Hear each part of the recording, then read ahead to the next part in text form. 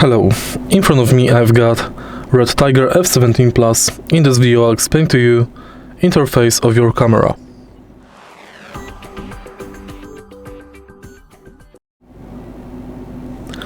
In the beginning, let's take a look at the top left corner of your dashcam. Here we've got the GPS status, resolution and indicator, whether to connect the hardwire kit and set up parking monitoring. Next, we've got voice control, Wi-Fi and audio recording indicators. Here we've got the indicator which camera is currently shown. And here we've got date stamp and time stamp. At the bottom we can find many emergency video, settings, log video, photo, playback and switch camera view.